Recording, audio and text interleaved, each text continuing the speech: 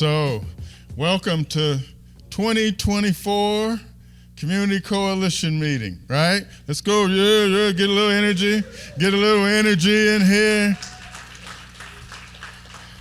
See, I can't afford to have the DJ in here every month like we had in December to get some energy in the room and all those wonderful things, but no, thank you so much for making it out to our monthly Community Coalition meeting. I am Tracy Parsons. I facilitate these meetings each month. So how many first-timers do we have starting out 2024? Oh, I love it. Okay, so this is the most happening community meeting each month.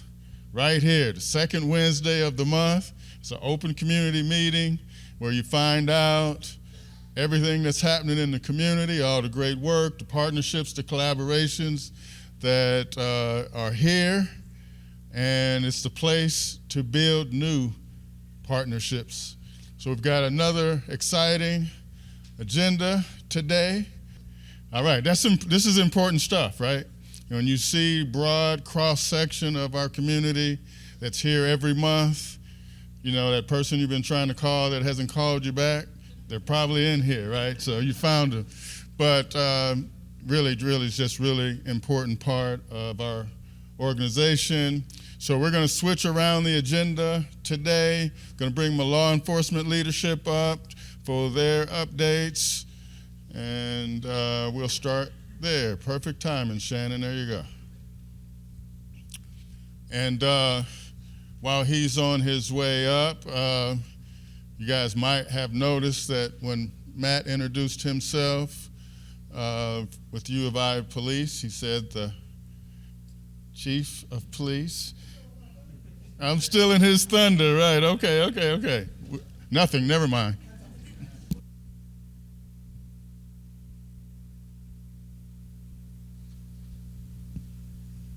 As Tracy said, I'm lucky enough that I accepted the offer today, and that was released to the news, so that is public information. I did not get voted off of Island, so I'm very pleased at that.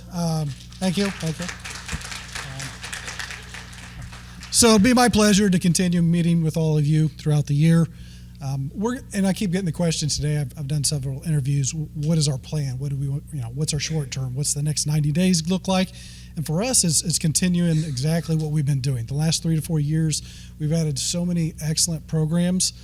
When you look at our core responder model, our reach, our coast, our therapy dogs, the juvenile coordinator position, you look at our CSOs, we took over additional geography in Campus Town. All those were huge lifts, and we're just going to continue to hone that and continue to make those programs better. So that's kind of the plan going forward. But I do appreciate the applause. Really, with the campus, with everybody being gone for the holidays, it was pretty quiet recently, so I don't have a lot to report. We increased burglary details, and that's primarily what we see over the break. So that's kind of what we've been working with. So, any questions? Thank you. Thanks, Matt.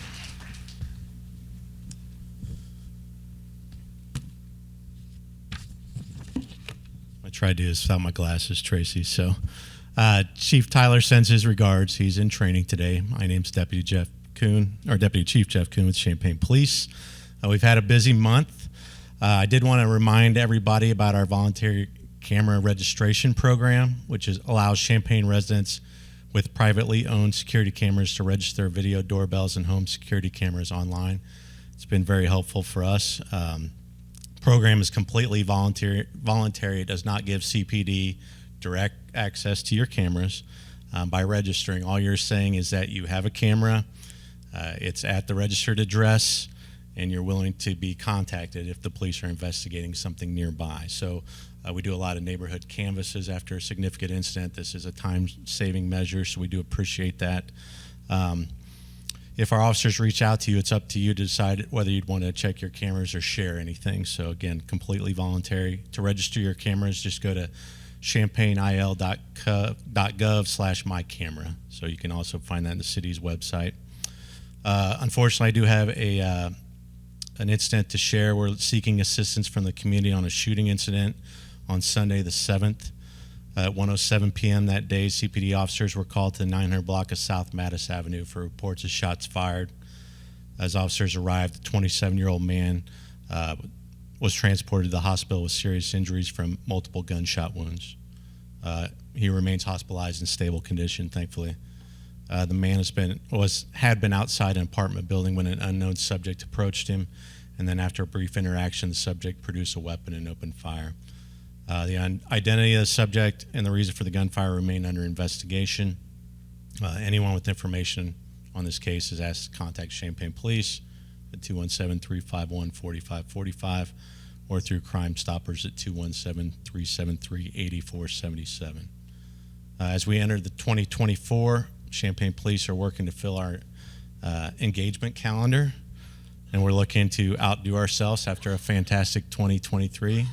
Credit to Joe Lamberson, who just released our numbers earlier this afternoon. We had a great year. But as you're planning your events in Champaign, know that we're here for you to serve as a partner and a resource, and we're happy to strengthen our bonds with your groups. So please reach out to me or Joe Lamberson, and we'll be happy to work with you on getting CPD involved. And we'll be around after this meeting to chat if anybody has to offer or ask. Appreciate it. Thank you.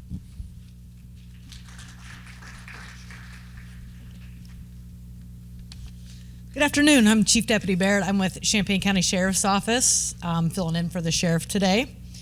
I don't have much to report. We did have one incident of a reckless discharge of a firearm back on December 4th of 2023. The sheriff's office responded to the 1200 block of Francis Drive in Mahomet Township when a homeowner found their house to have apparently been shot by an unidentified caliber bullet. The homeowner found a hole in the siding of their house, a smashed projectile near the damaged siding. There have been no suspects identified at this time. That's the only shooting incident we've had in December, so that's a good thing. Like Champaign Police, we're in the process of getting our yearly events scheduled. We'll be meeting probably early February with our community resource team, and so hopefully at the next coalition meeting we'll be able to come out with some of the community engagements and things that we have planned for the year for 2024. Thank you.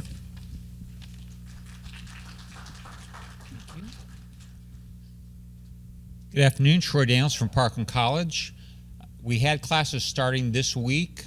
However, we also have classes starting on the 28th of January. So it is not too late for people to sign up. If you know anyone that needs some place to go, a place to start, come to Parkland. We've got advisors. We can get them on the right track. Some of our programs will pay you to come to school while you are going to school. So we'll also give you money in addition to the SWIFT program. We have one full-time telecommunicator position that's open, 2 part-time also. We're going to be posting for those. If you know anyone, it is a good way to kind of get their feet wet, get exposed to law enforcement, and it's actually a good job in and of itself. Especially the part-time telecommunicators for students is great work. So look at Parkland College job opportunities. Those should be posted very, very soon. Also, as far as community engagement, I'm sure all of the departments up here will be taking part of it. The Mahomet Polar Plunge for Special Olympics. All of us support Special Olympics. That's on February 17th. If you've never experienced what the lake feels like in the middle of February, come on out. It's a lot of fun. It'll wake you up. All right. Thank you.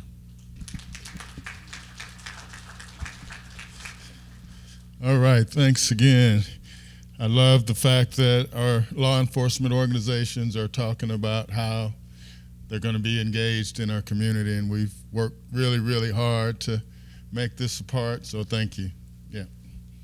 All right, so Jay, are you ready? All right, so we're going to get in with the agenda. We've got some great organizations coming up to talk about their work, so we're going to do races.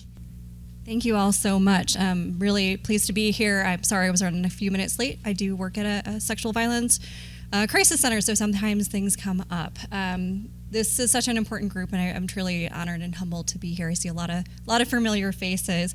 And I appreciate the opportunity to talk about the work that we do at Rape Advocacy Counseling and Education Services, and to talk about possible additional opportunities for collaboration with all of the amazing folks here in the room.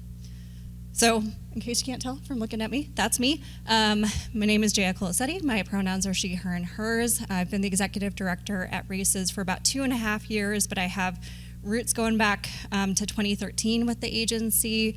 I've held just about every role that you possibly could hold with the agency, aside from being a therapist. But I'm pleased to get to talk about my staff and my programs that we've got going on for 4 counties. So a little bit about us. We are the oldest rape crisis center in the state of Illinois. We are one of the oldest rape crisis centers in the whole country, and we come out of grassroots activism. We're really proud of that fact. It is thanks to initially women in our community coming together and putting together a hotline out of their homes. That's where we started, that we exist today, that we're able to provide services. So this is the banner from back in 1971 when the agency was founded as Champaign County Women Against Rape, or CC-WAR. We still have this hanging in our office today. So as I mentioned, we do serve 4 counties. In addition to Champaign, we serve Piatt, Douglas, and Ford counties. So we do have a wide geographic area. And we offer a range of both prevention and response services. And I want to clarify too, that's not just sexual violence. We also work with folks who've experienced stalking. I think that's something that a lot of people do not know, and we're getting increased requests for support, especially around stalking no contact orders. So we definitely want to make sure that our community knows that this is something that is available for folks who've experienced any form of sexual violence or stalking. And so when I say any form of sexual violence, that could be something that happened recently, that could be something that happened to someone as a child. We're not concerned about when it happened. It needs to be that we are a resource available for folks in their own time, and we can talk about what options are available for them depending on what happened, how long ago it might have been, those kinds of factors. But we do serve folks who've experienced anything related to sexual violence, so that could be sexual harassment, child sexual abuse, sexual assault, sexual abuse. All of our services are also available to non-offending significant others, and we define that really broadly, not just a partner, but it could be a friend, a family member, and we say non-offending specifically just because we want to make sure that if folks are coming into our office, they're not concerned about running into the person who harmed them. We will gladly provide a referral to some of the other amazing organizations here in our community for someone who's ready for that path of healing for a harm that they may have committed, but our office specifically is for folks who've experienced either sexual violence or stalking. We do use a survivor-centered approach, so that means that the clients that we work with, the folks we talk to on our hotline, they lead, we follow. We're never going to tell somebody what to do. We're going to offer options. We're going to make sure that they know what is available to them and then try to help connect them to whatever feels right for them. We're also free. So I'm going to talk about our services, and please keep in mind that all of our services are free and they are confidential. And we are actually uniquely privileged to have absolute privilege. So a lot of other mental health service providers have a qualified privilege. So that means if there's a subpoena, they have to turn those records over to a judge to review to decide whether or not that's going to be something that's allowed as part of a legal process. That is not the case for us. Unless there is a waiver on file, we do not have to turn over records. We can protect that client's records. And that is especially important for a lot of the folks that we work with. It also means there can be some challenges though. So if you're partnering with us and we have overlapping clients and you're wanting to coordinate and you're like, oh, I know that this person is seeing you too, we're going to say we can neither confirm nor deny, because we don't want to waive that person's privilege for their sake and because it's also a misdemeanor if we do. So we do take that privilege very, very seriously. Someone can choose to sign a waiver, but that's a conversation, and we want to make sure we're respecting their choices in that matter. We are still mandated reporters though, for child abuse, for adults who fall under adult protective services, and then we do have responsibilities in terms of duty to warn for homicide and suicide as well. But aside from that, anything that is shared with us is absolutely confidential. So in terms of our services, this is a brief list that I'll talk about a little bit more. So we have our crisis hotline, therapy, medical advocacy, legal advocacy and case management, and then public education and training.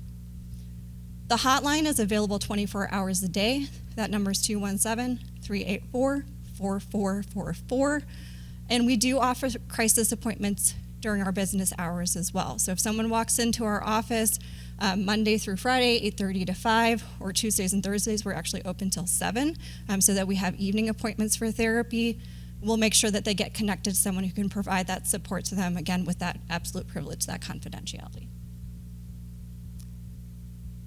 For therapy services, looks weird. All of our therapy is provided by master's level clinicians. We have 5 full-time staff members who provide clients with therapy services for individuals 3 and older. We do start as young as 3 with survivors. We don't go below that because it can be difficult for children to articulate what happened if they're even younger than that. We don't cap the number of sessions that people can receive from our office. That does mean that we have a waiting list. So we have gone from 2 therapists initially up to our 5. We're always looking for opportunities to continue to expand because we do continue to have a waiting list because the demand for the service is so high. It is important to recognize that if someone is 12 to 16, they can start therapy services without a parent or guardian knowing. We can provide up to 8 90-minute sessions so they can decide, is this something that is important to me? Is this a good fit? After that point, we do need to get parent or guardian permission. Except for once they reach 17, at that point they're considered an adult and they can receive services without parent or guardian permission. Medical advocacy, our advocates respond to the emergency department 24 hours a day. The only hospital in our 4-county area that provides evidence collection, or what some people talk about as a rape kit, is Carl.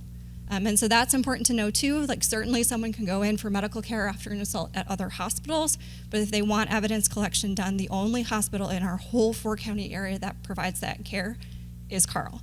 They have sexual assault nurse examiners who do an incredible job of providing support for survivors. So that makes a big difference, but it is also important to recognize that that's an additional barrier for folks who might be wanting to get help, whether that's evidence collection or medical care after an assault has happened. Anytime an assault case comes in, Carl will call us. Any of our hospitals will call and let us know. We will be there within 45 minutes maximum. We're in the Lincoln Square Mall, so it doesn't take us that long to get to Carl. But to make sure that people know what their rights are, it is actually illegal in the state of Illinois for a medical provider in the emergency department to charge a survivor for the care or evidence collection that they might need if they present to the emergency department within a specific period of time. And that can vary a little bit from what hospital people are presenting to, but that's important for folks to know too, that if they've been assaulted and they need medical care or they want evidence collection done, finances should not be a burden for them. There's actually a law that protects and provides that care for free. In addition to making sure people know what their rights are and providing emotional support, we also do bring out hygiene items and fresh clothing, because if clothing is taken as part of evidence collection, we don't want folks going home in those paper scrubs that hospitals stock. Our legal advocates and case management do a lot, so I won't go into detail on all of these, but the biggest thing is protective orders. So as mentioned, stalking no contact orders. We do also help with civil no contact orders, which are specific to sexual violence, and orders of protection if we are the appropriate resource. So those are for domestic violence, but in some cases we're also referring over to our friends at Courage Connection because there's a lot of overlap between our work, but there are lots of instances of domestic violence that don't involve sexual violence as well. We also will help folks if they need it with the Title IX process. Often we're providing a referral to the Women's Resources Center at U of I or the folks at Parkland, but we can help with that. But we also will accompany people for civil or criminal cases. Criminal cases can take years. And so having someone who is checking on what is the status of their case, going to court with people can make a really big difference to help with attrition and to make sure that people are getting the support that they might need during a time that could be incredibly difficult for them. We also will help with crime victims compensation applications and other victim assistance programs. And then the other part, right? So all the things that we do to try to support folks after something has happened, we also want to be part of the change. And I think that's one of the things that is so inspiring to me about this group is thinking about how are we addressing the root causes? What are we doing to try to make things better, right? For us, our vision is a world free of sexual violence, so what are we doing to move that needle? So we do provide age-appropriate evidence-informed programming to meet Aaron's Law, which is a state law that requires age-appropriate sexual violence prevention education, K through 12. That's an unfunded mandate, so we will come in and provide that programming for our schools for free. Last year, we provided programming 4 sessions to over 8,000 students. So we try to be as many places as we can. We've got a team of 3, and we got to over 8,000 students. Sorry, that's a little bit blurry, but it is important for us too to make sure that we're addressing prevention at multiple levels. So not just that individual level of what are we trying to do to change attitudes and belief, but how are we helping people think about this on a relational level, at a community level and a societal level. And I can send this out to folks if that's helpful too. But this is the socio-ecological model of sexual violence prevention where we are thinking about what does that engagement look like at every single level so that we're actually changing things at a, in a more robust way as well. So just to wrap things up, and I apologize, I know I talk fast, some challenges and opportunities. For many of you, you are aware that Victims of Crime Act or VOCA funding decreased significantly going into this fiscal year for many of us who are service providers. For sexual violence services in the state of Illinois, there was a $9.5 million increase coming into this fiscal year. Domestic violence services faced an even larger cut, and our colleagues at the Children's Advocacy Center also faced a significant reduction in that vital federal funding. And there are additional cuts that are impacting other agencies now.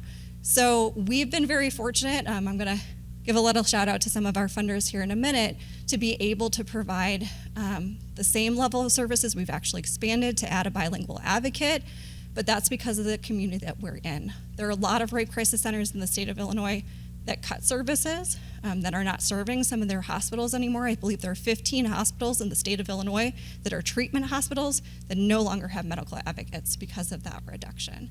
A lot of places closed satellite offices, but like I said, we did not do that. So we're eager to collaborate with people, even as we're continuing to navigate the challenges around decreased federal funding. We want to keep thinking about how do we grow, how do we partner with folks like you all in the room to make sure that we are doing more to move that needle, right, to reduce the need for us. We would love to teach about our work as a history lesson someday, but also to make sure that folks who need us have us now. Some of the areas that I had the opportunity to talk to Tracy about where I would love to see us grow is to do more masculinity work, think about how are we engaging young men and boys to think about being part of the change as well, and also to create more spaces for male survivors to think about how are we supporting them. We serve folks of all genders, but we also know that there are a lot of men who do not come and ask for services, and there are unique needs there too. So like I said, just a quick shout out to the Champaign County Mental Health Board, the Attorney General's Office, United Way of Champaign County, the Illinois Coalition Against Sexual Assault Community Foundation, Common Ground, the City of Urbana, and Representative Ammons. She secured a grant specific to our office in response to that VOCA cut, and so I'm very grateful for those partnerships that we have in this community. We would not be providing the same level of service if we were not in this community. It really is truly an incredible place to be doing this work, and I look forward to partnering with you all. Thank you.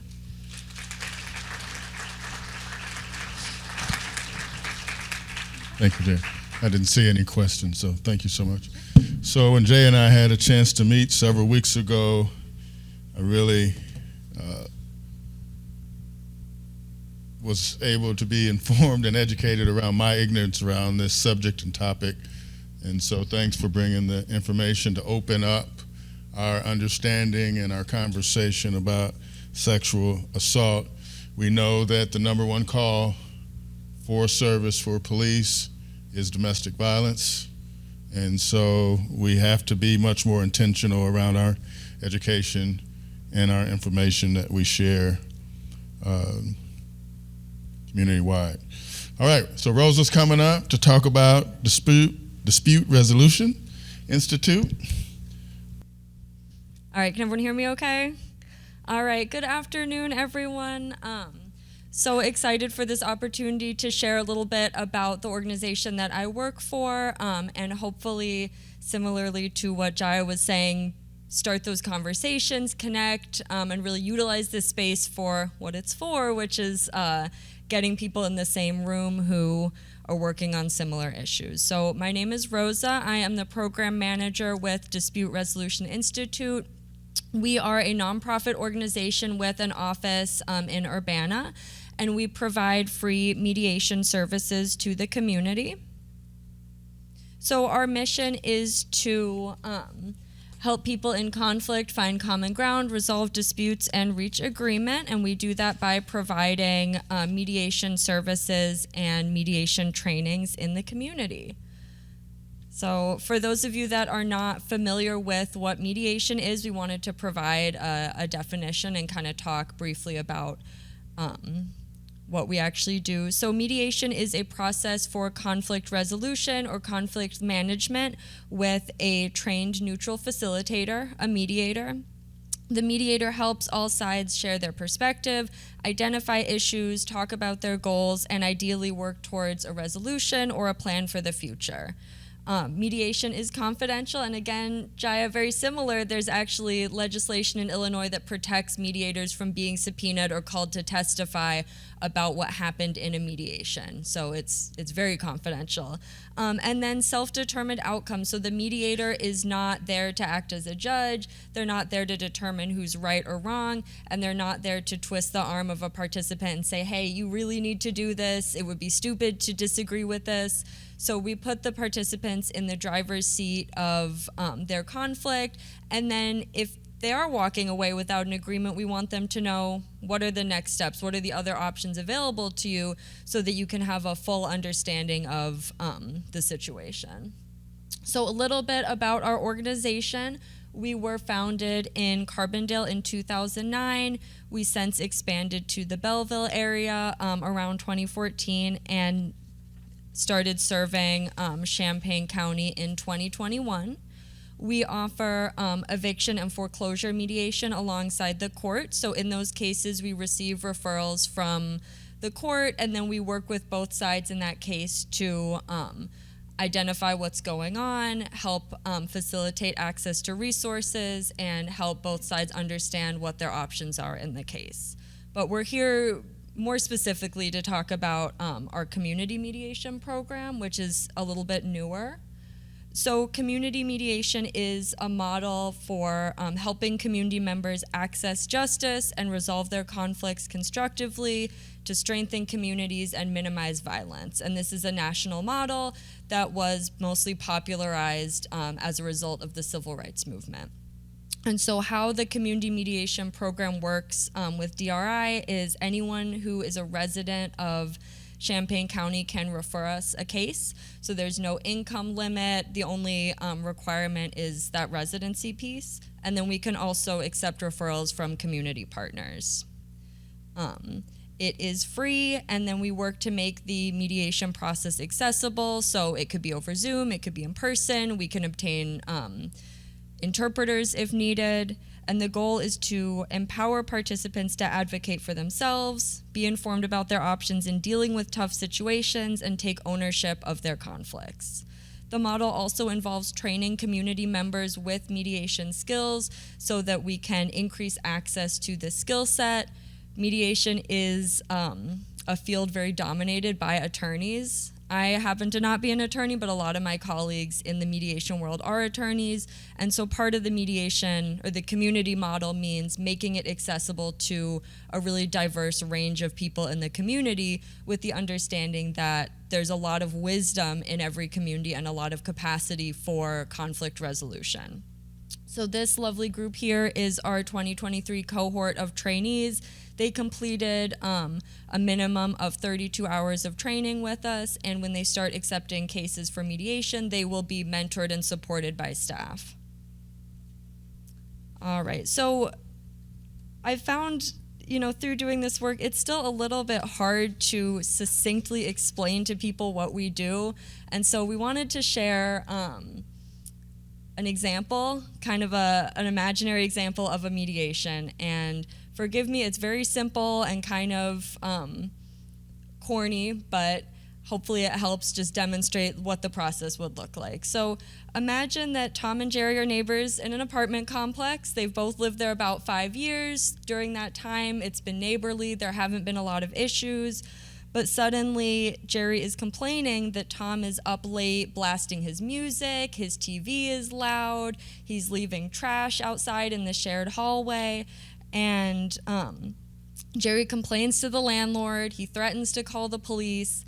The landlord does her best to resolve the conflict, but it seems that it's continuing to escalate. So at that time, maybe she reaches out to DRI and says, hey, can you set up a mediation with my tenants? They're both good tenants. I don't want to lose them. So at that time, our staff would talk to both parties. We would screen to assess, can mediation move forward safely? Do they understand what mediation would look like? Do they consent to it? And are there any accessibility needs? If at that time we're good to go, we'd set up that pre-mediation session, or that mediation session, with a trained mediator. And at that time, the mediator would reiterate the process, give both sides the opportunity to share what's been going on, talk about the issues, and the parties would set the agenda by sharing what is most important to them, and the mediator would structure the conversation by asking the right questions, summarizing back, and cutting through the noise to focus on the main issues.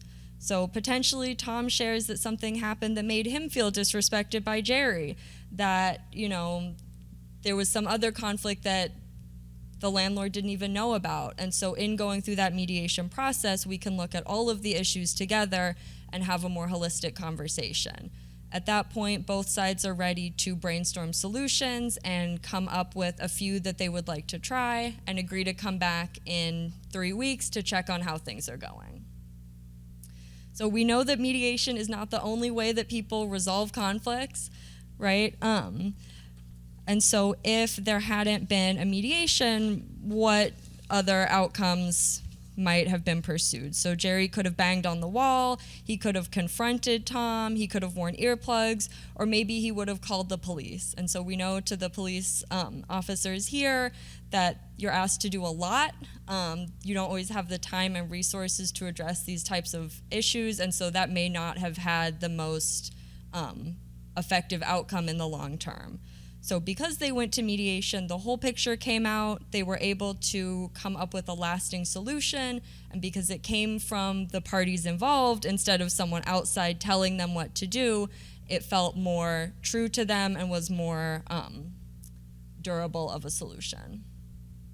So this example is, hopefully doesn't simplify our work too much, that we can handle conflicts that are a little bit more complicated and serious than that, and so we did want to share a list of some of the other types of issues that might come up for a community mediation. Now, this list is also not exhaustive. I would note that we can work with bigger groups to facilitate community-wide conversations using that same toolkit of having a neutral person ask questions, summarize, get key points.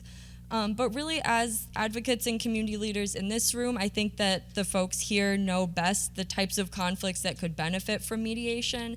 And so I'm hoping that people will, get in touch, come up to me, and share if there's thoughts coming to mind that are not on this list, so that we can continue to refine the type of outreach that we're doing and the types of situations that we're gearing our services towards.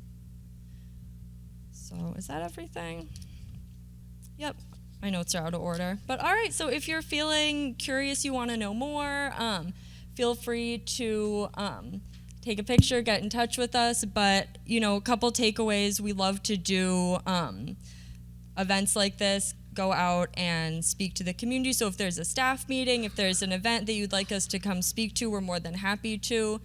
If you know of a case in the community, someone that you're working with as a service provider, you can refer them to contact our office. And then we have flyers on the table. Our email address is included if you want to be added to the list to get information about 2024 trainings. We can add you to that list. And then lastly, we're on social media. Feel free to connect, et cetera, et cetera. Okay, thank you. All right. Thank you, Rosa. Thank you. All right. So we've been working on getting volunteers out into the schools through a couple of different initiatives. Cheryl's going to come up and talk with us about I Read, I Count. We've got a big goal of getting more and more volunteers out into the schools. So Cheryl Behringer from the Chamber of Commerce. Thank you. My name is Cheryl Behringer, and since about the middle of November, I've been the I Read, I Count program coordinator, I mean. But before that, I retired last May after a 34-year elementary teaching career. My first 4 years were spent in Rantoul. My last 30 years were spent at Bottenfield School in Champaign. So my goal today is to introduce you to I Read, I Count, and hopefully I'm going to show you the need, and hopefully we'll get some people to volunteer to participate in the program.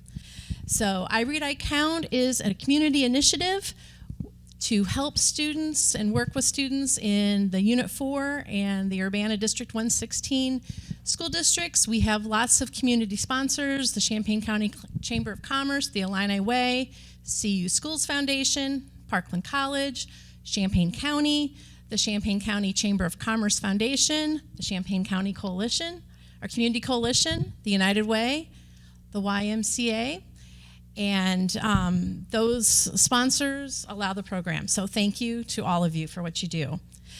Go ahead and move on to the next slide, please. So if you'll notice, I Read, I Count, the slogan is improving a child's world 1 hour at a time. I'll talk about what that means and how that happens later. So think about that. But I want to first of all talk about why this program. Just think for a moment. If you're not able to read or do basic math in school, if you can't read, you can't learn. And without learning and the fundamental basics, your options for jobs after you get out of school are limited. Limited employment options can lead to lifelong struggles, living in poverty, and limited potential. Next slide, please. And how does that impact our community? Well, reading and math are basic workforce skills, and without those skills, we don't have enough people to fill the jobs that we need in our community. And also, while it's a workforce development, it's crucial to economic development, it also helps alleviate poverty and violence in our community when people have good jobs and are living at a comfortable level. And the idea behind I Read, I Count is that we can do better for our community.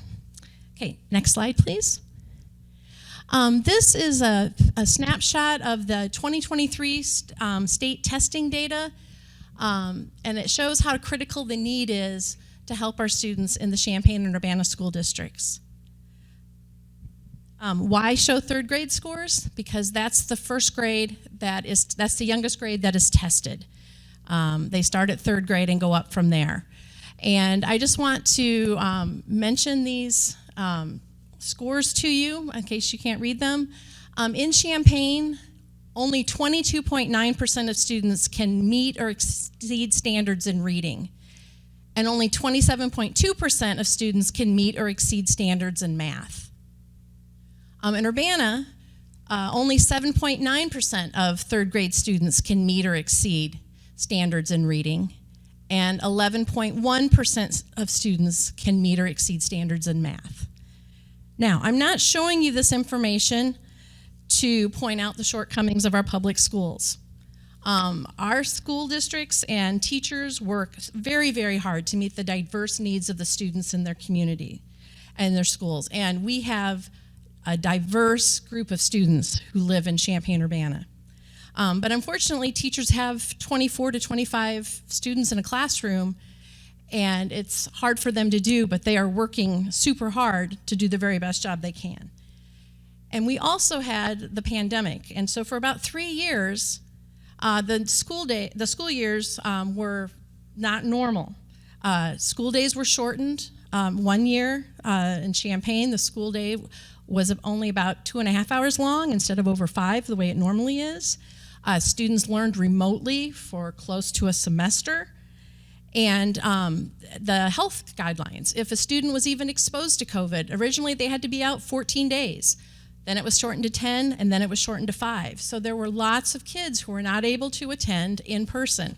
And we found that for many students, in person is the best way for them to learn.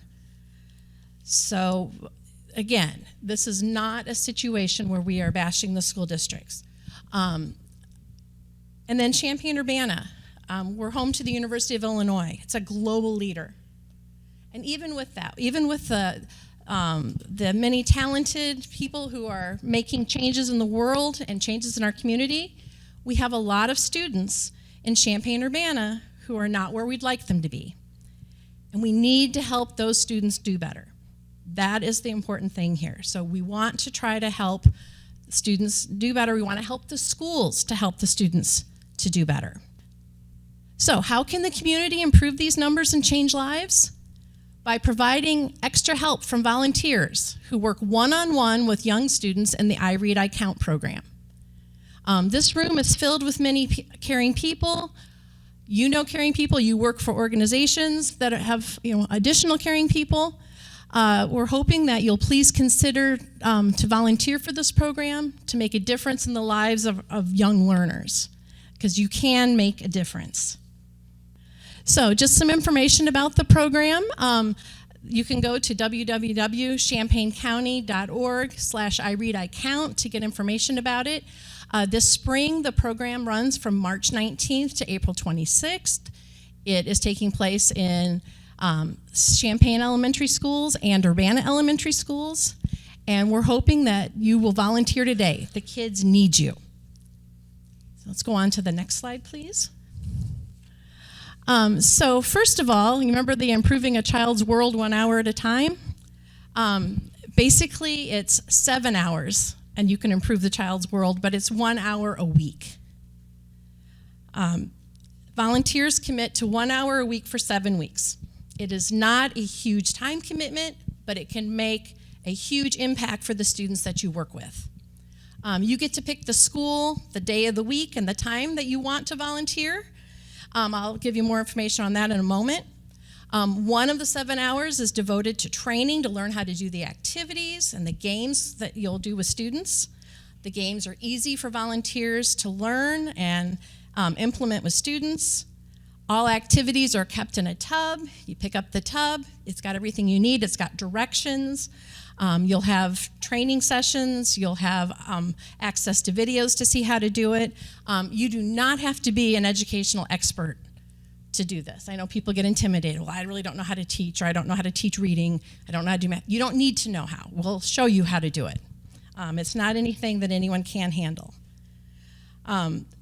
After that, the remaining 6 hours are spent in weekly 60-minute sessions where you'll work one-on-one with students, either in a kindergarten or a first grade classroom. Why is the focus on kindergarten or first grade?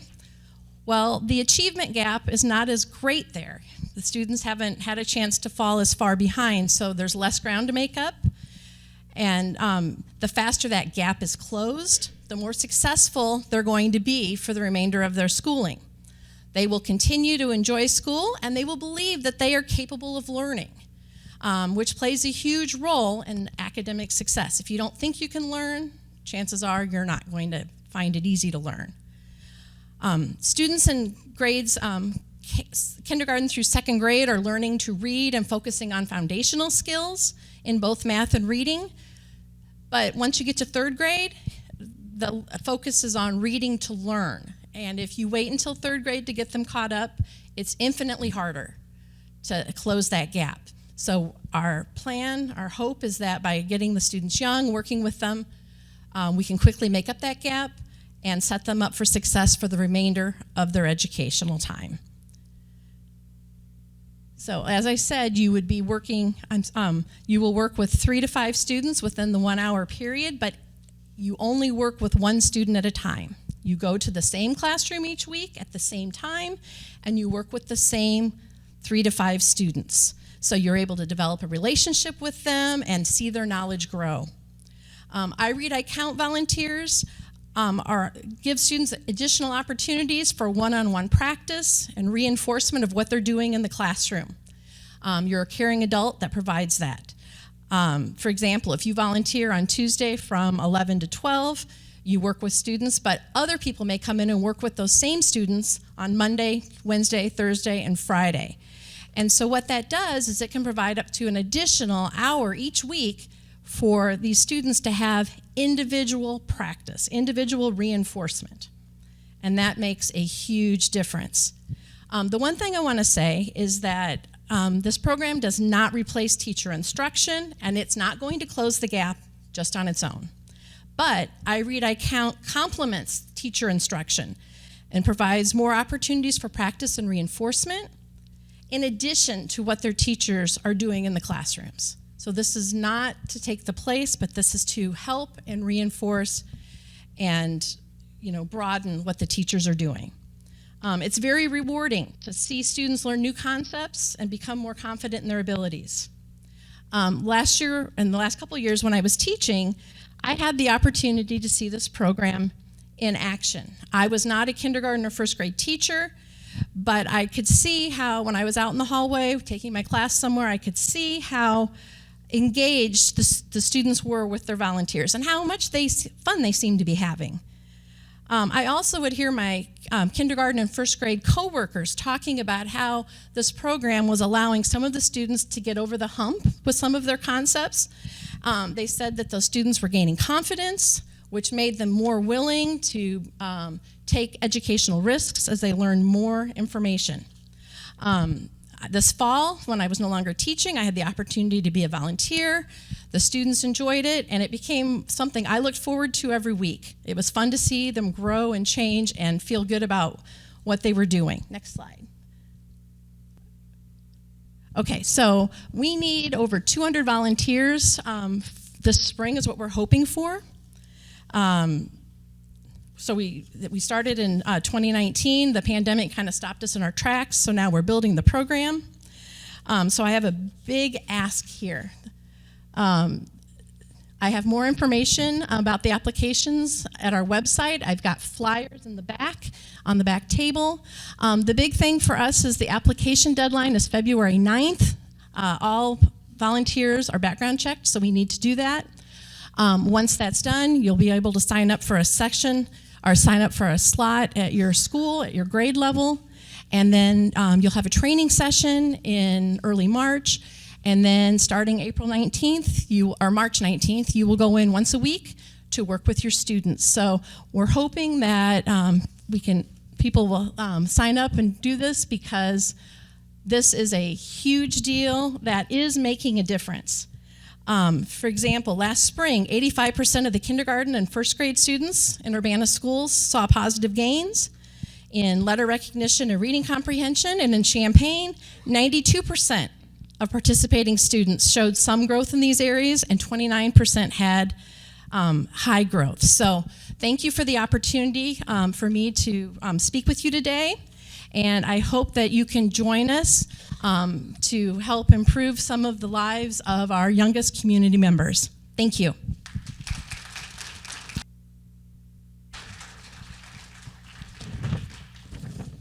All right, thank you, Sheriff. So we've got a couple questions for you, Sheriff,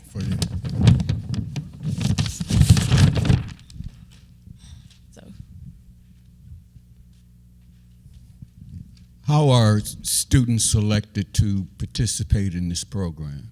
I think they pick students based on test scores, MAP scores, and also anecdotal students who are struggling.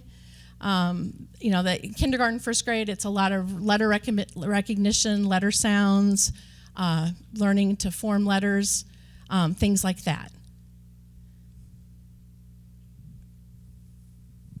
Now, is this done by teacher referral, or can parents contact you all if they feel that their child is having difficulty? I think it would probably be better for the parents to contact their teachers, just because Champaign handle it, the people apply to the districts, and then the teachers, the schools provide the students. So I would say probably rather than contacting us to ask to have their child involved, they probably should talk to their child's teacher. Okay, my question, thank you first of all for the work that you're doing. And I noticed that you put emphasis on not bashing the school districts. Well, this is a partnership, so sorry about bashing, because they are partly responsible. period. When you are asking volunteers to work with children, as a retired teacher myself, and who has a passion for children, and reading is one of those things, comprehension, the whole gamut. They don't understand oftentimes how children learn. And it takes more than someone coming in, spending time with them. You say the achievement gap, but we would like to see people provide an opportunity gap, and we need to start even earlier than that. And a big part of that, you cannot do this work effectively unless you have parent participation in that program 100%. I agree, and that's one thing we're doing. We're reaching out to PTAs, encouraging parents and students to participate as well. I know this past fall, one of my students that I worked with, the volunteers are not allowed to contact families and things. I mean, that's because of confidentiality and stuff. But the kids would tell me that I went home and I showed my parents how to do this game, and we've been doing it every night. So I think a lot of times the kids bring it in. The teachers can contact parents, but the volunteers aren't able to. But parents are more than welcome to sign up and volunteer in the program as well.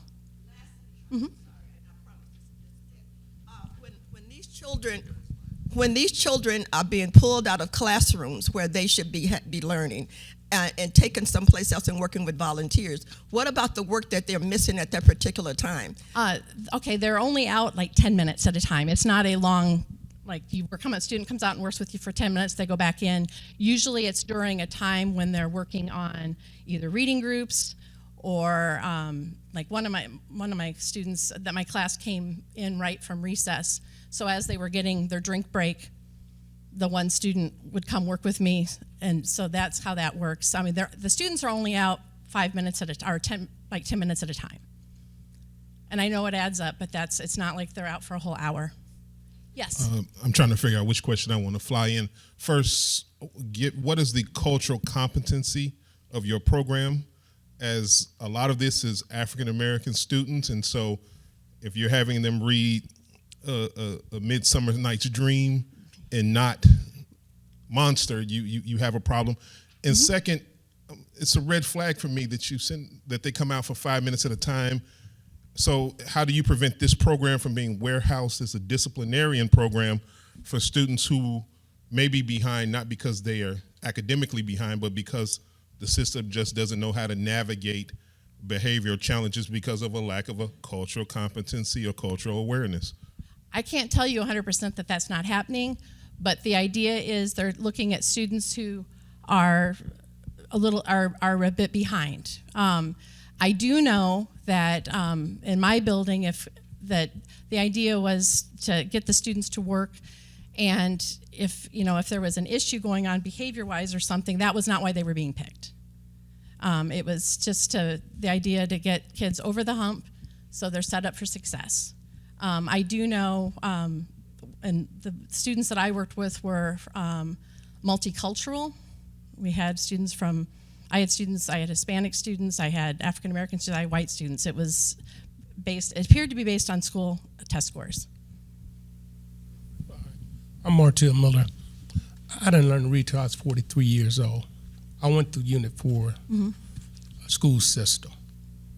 And what I'm going to say, because he said it right, how you going to deal with the culture difference? And if you get them ready for third grade, how are you going to keep them engaged? Because you don't teach a student to read about who he is, yes, what he is, and plug him into the educational system. He is not going to continue to read because there's nothing there for him. Yes. With me in Unit 4, they will I still run into kids that went from first grade to 12th grade cannot read. And that is a sure problem for me, because if a person don't know how to read, and which it's for him, it's not for the school. So you can't see you doing this for the school. You got to convince his mind it's for him.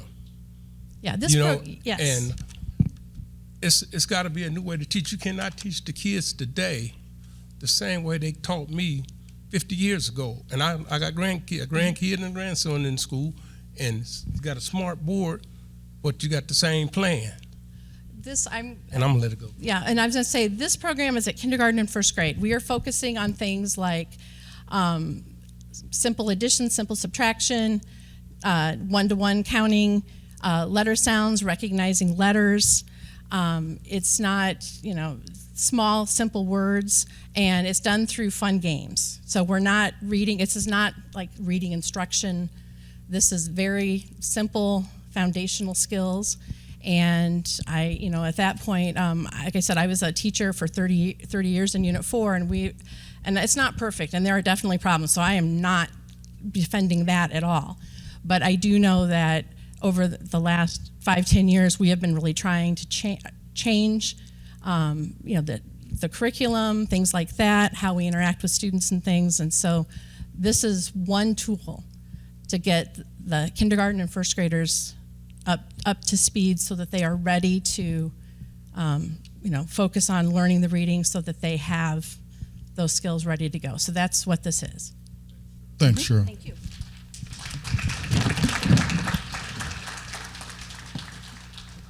So really great questions, and I did want to stop the dialogue because I didn't want it to really go to that place today. So if you recall, those of you that were here last month, we talked about our coalition priorities for 2024, and student achievement, academic achievement is at the core and at the forefront of what we want to do in 2024. So already next month's meeting, we will start to talk about how we support and how we're involved with our schools. So I Read, I Count is a way for us as a community to not just sit back and say, okay, this is a school problem and schools, y'all not doing this. This is a community problem. This is a societal problem. It's a national issue, right? But what we can control is what happens in Champaign and Urbana. So you need to go back to your organizations where you work and say, I need release time so I can go volunteer in our schools to help read and be involved and support our schools, right? So we've got such a long history of just trying to fight the system. We have to change it from within, and it involves all of us. So Cheryl, I know you got more. We don't have a mic for you. So we're gonna save it and we're gonna keep it. All right, so thank you for that. And obviously we know how important this is. And my first thought when she showed the data was if we had showed Black student and Latino student reading scores, right? And you guys have heard me on that soapbox many times. Okay, so, and for those of you who are here the first time, this is a community coalition meeting, right? We're hitting real, serious, important community issues that we have to address together and in collaboration. Okay, so we're gonna bring Jill up. We're ready for the launch of Illinois Soul. We've talked many, many times about it, so Michael, let's get we're gonna run the video first? All right, so Jill Clemens from WILL, and is the team coming with you? All right.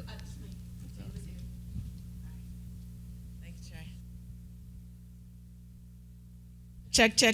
There we go. Good afternoon. Again, I'm Jill Clements. I'm with Illinois Public Media. I'm Assistant Corporate Support Director. I'm the creator of News, Brews, and Beats and the visionary leader for Illinois Soul. So that's what we're here to talk about today. And I'll get right to it because I know everybody's hungry, okay? All right, Black media. Black media matters now more than ever before.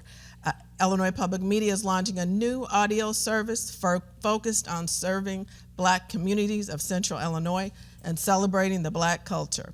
I'm thrilled to announce Illinois Soul, 101.1 FM and 90.9 HD2, launching February 1st, 2024. So we can go ahead and hit the audio, please.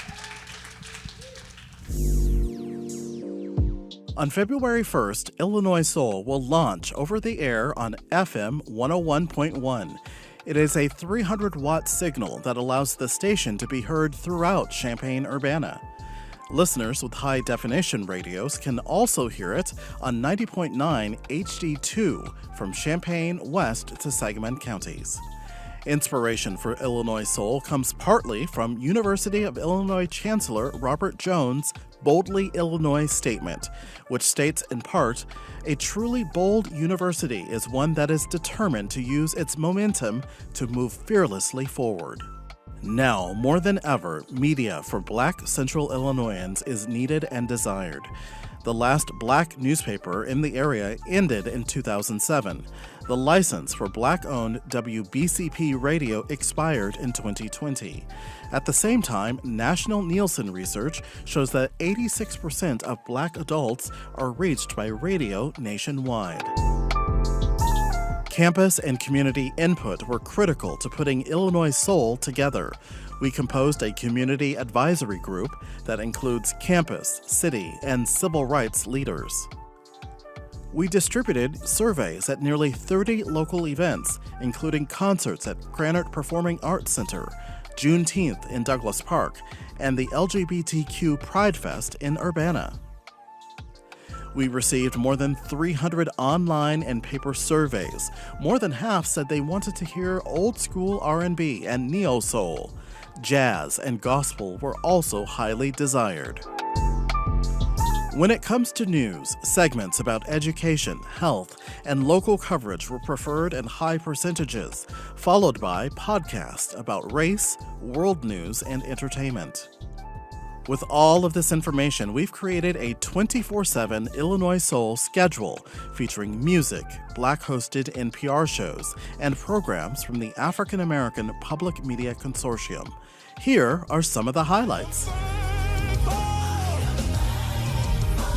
Sunday mornings start with contemporary Christian hits and classic gospel. Jazz will fill the air on overnights. Weekdays start off with Morning Edition, featuring NPR reporters from around the world. From Illinois Public Media News, I'm Kimberly Schofield. This is Morning Edition. University of Illinois police have requested almost $1 million. Plus, local news and weather updates from the IPM news team.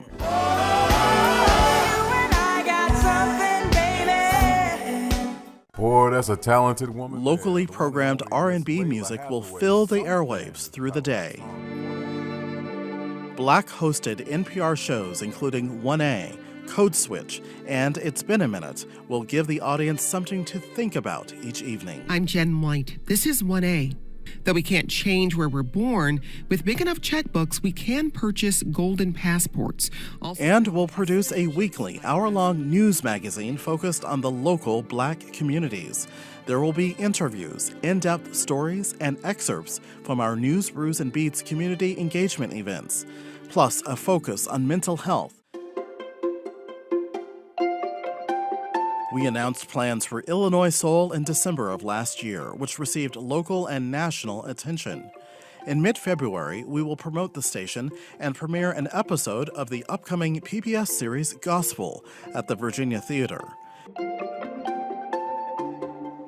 Illinois Soul will make history as a pioneering public radio station format in the U.S., just as Illinois Public Media made history in 1978 when Avon Killian became the first Black program director at a PBS station in the U.S. Illinois Public Media has made Illinois Soul possible by upgrading a studio, adding software, and contracting music and programming for under $75,000.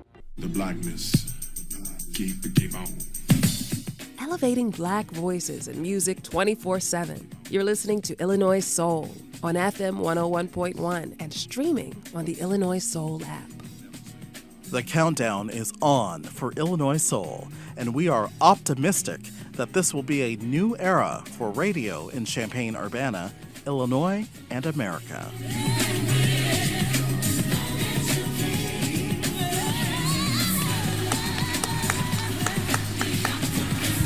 Real quick, Illinois Public Media folks, Aaron, please stand up.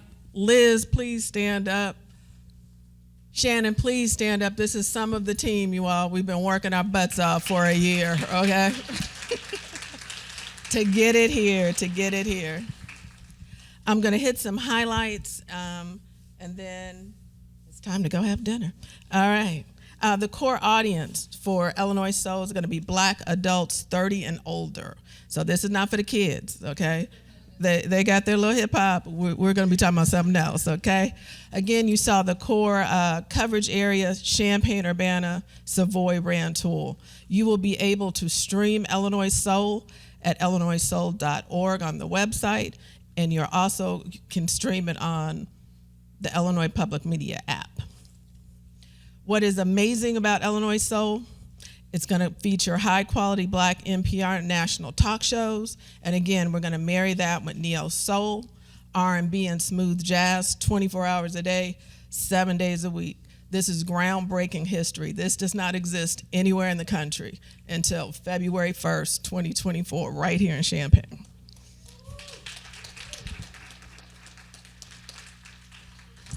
But that's not all, folks. We're going to have some fun along the way. We're going to have some signature events starting in February. We're going to have live concert music series. Tracy's going to talk more about that. Again, we showed we'll be doing a free screening of the PBS documentary Gospel. It'll be at the Virginia Theater, February 16th, I believe 7 o'clock. And the key word there is free, okay? But that's not all. We're going to have a gospel pop-up museum on the second floor of the Illinois Terminal starting February 1st through April 1st. So it will be localized. It'll be national pieces in there. We are really excited about that. So that's a new partnership that we have. And then for the month of March, Illinois Soul will have an official launch concert with a national recording artist. And you know what you got to do. You got to stay tuned for more details, okay? In addition to the surveys that we did all summer long and listening sessions, one of the first things we did was to assemble the Illinois Soul Community Advisory Panel Committee, and it is the perfect mix of campus and community leaders. Many of them are here today. If you could please stand so we can say thank you and give you a round of applause. You have been there with us from day one. Sherry Hampton, Minnie, please stand. Carolyn, Cynthia, I see you out there. Please stand. Please stand. We appreciate you. We couldn't do it without you. And then just a quick shout out. We haven't even gotten on the air yet, and the corporate support is pouring in. So we appreciate that because we're going to have the audience that no one else has, and we're going to be super serving African American adults 30 plus. So quick shout out. Thank you again, Madam President Minnie Pearson, NAACP, Champaign County. You were the first check to walk through the door. Thank you, my dear. Our amazing friends at CU Public Health, Julie Pride, your team, we love working with you. MTD, Krannert Center, Experience Champaign, Urbana. Illinois Soul has been very active with the Chancellor Jones Campus Community Compact Initiative. Thank you, Tracy Parsons. You have just been a great partner from News, Brews, and Beats to Illinois Soul and Person of the Year. Congratulations. So I'm going to wrap it up real quick.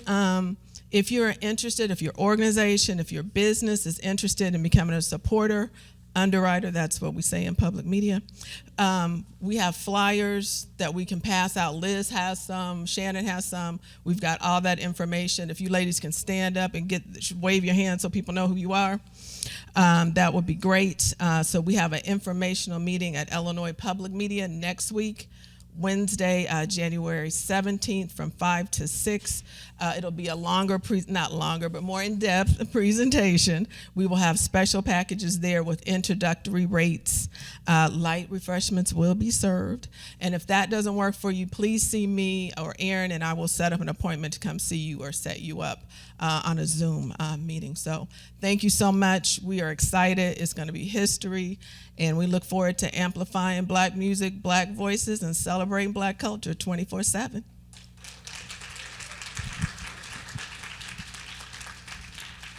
So let's give Jill another round of applause. And the WIL team. This is huge. This is huge, y'all. Right? When we start talking about what we can do in collaboration, this is a perfect example of an idea pops up and we bring it to fruition, right? So just thank you for your leadership on this. All right, so we're going to launch February 1st. We're going to coincide to partner with Krannert Center for their Uncork series the entire month of February, each Thursday, 5 to 7. We have special edition Uncorks.